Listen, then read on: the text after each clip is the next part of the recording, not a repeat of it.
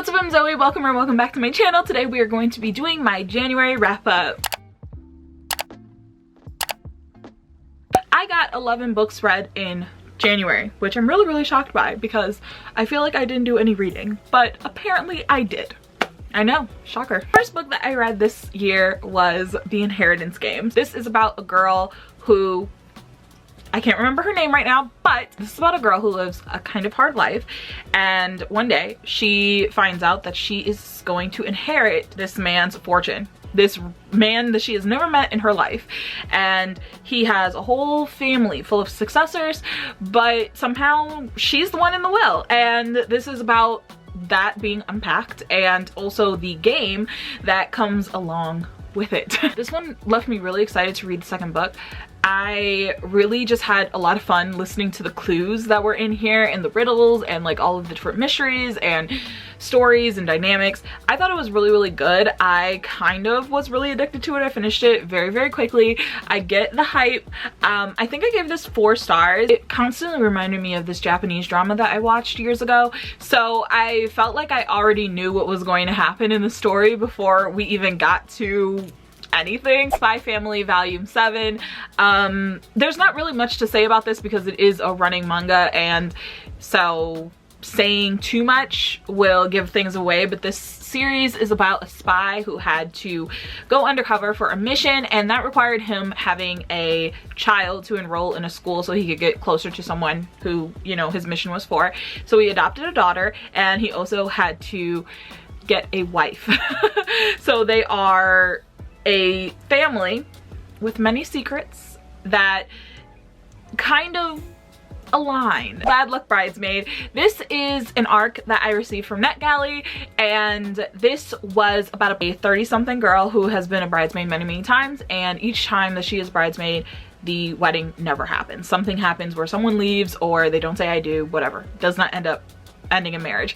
And so she constantly believes that she is bad luck, and she doesn't get why she's bad luck, but she really wants to figure that out. Her boyfriend, who is perfect for her, perfect in every sense of the word, he proposes to her and she says no, and then her best friend is getting married. Her ex is going to be there, and she is determined to make sure that the wedding happens for her best friend and to get her guy back. First of all, the writing was not my favorite for this story. I felt like the writing was just very dramatic for no reason. Also just kind of didn't really love the female lead, even though her name is Zoe, which I thought would be funny. I thought it would be funny to, you know, read about a girl named Zoe, but no, I did not enjoy Zoe. I didn't really find her that relatable or appealing, and I don't know.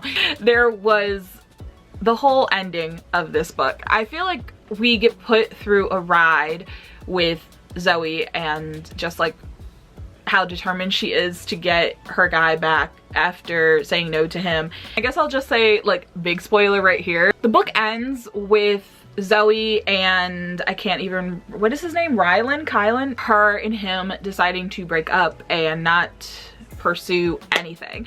And the thing about that is that I would have no problem with the story ending with her, you know, not ending up with the guy, saying that she does not want to ever get married. Happens, it's a very real thing, but I just felt like the book just put us through such a ride where majority of it we spent with her and him and the tension and the cheating. I'm in this battle with her hoping that they would get back together, and then it's like we're just left with, yep, we're not gonna do it, all right, bye. And then literally the final chapter is her deciding that she wants to hook up with the best man, which just kind of felt like whiplash. It was just kind of like, wait, we spent the past, this whole book we spent talking about you and this man ending up together, being together, getting back together, you figuring out that you aren't bad luck, you getting through a wedding successfully. Nothing, we don't even get like, like what? I finally read the 4th installment for the Heartstopper series, and it was so cute. I love this series. It's a coming of age story. It's two boys who start off as friends and then they start dating, but it deals with like all of the like feelings and like the, oh my gosh, like we're sitting next to each other, we're walking home together, we're spending time together. How do I tell you that I like you? How do I tell you that I love you? How do I ask you to be my boyfriend? I adored this story. It was so good, so cute.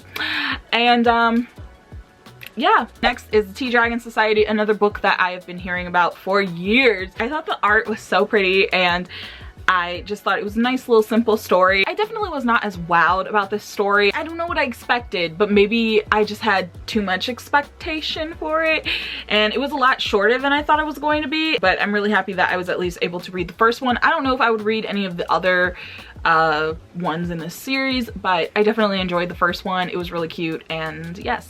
Listened to the audiobook for Will, which is Will Smith's autobiography memoir, and it was really good. I mean, I don't really know what I can say about someone's life story. Like, I don't know your life, so how am I gonna tell you that it's bad?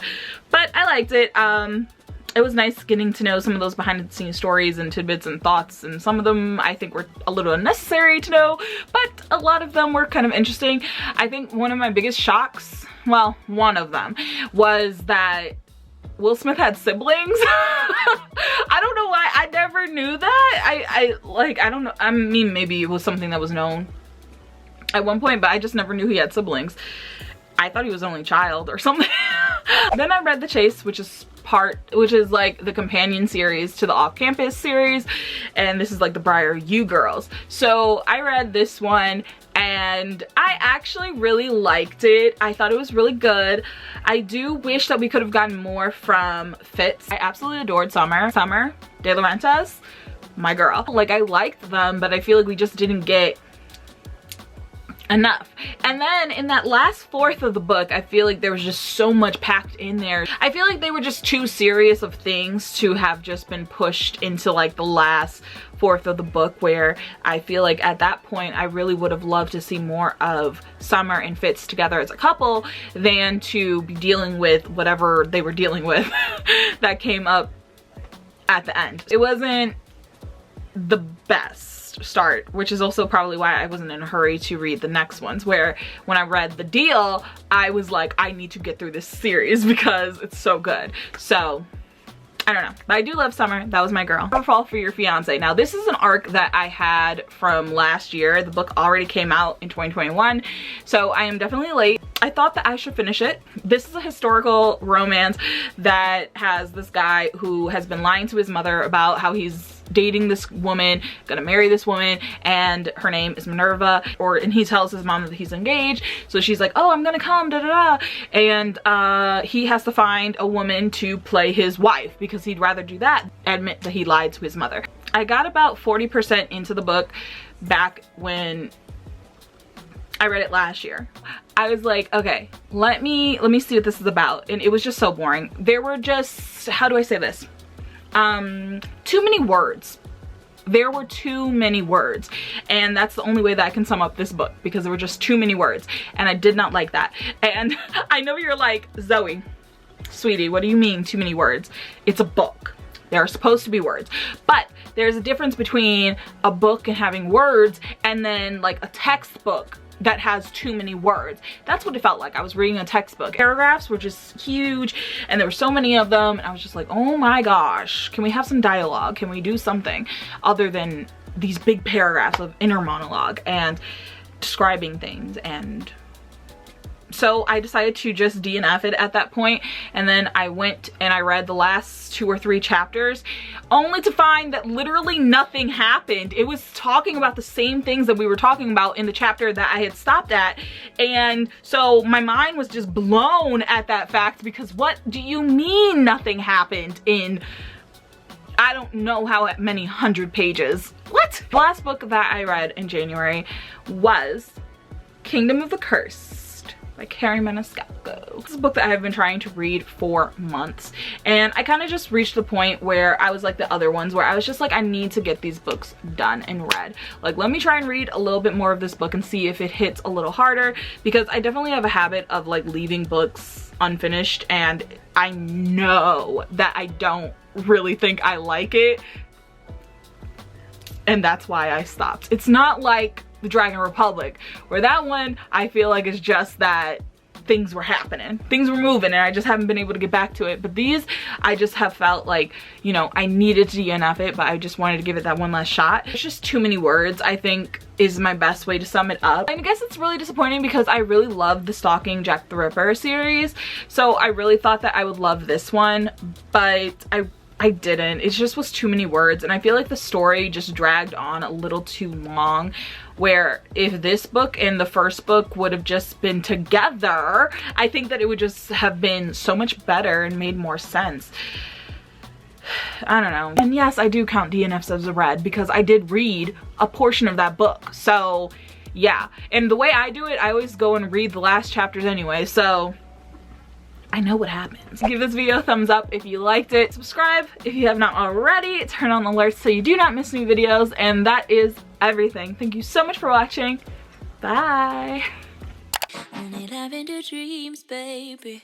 What can I do when I'm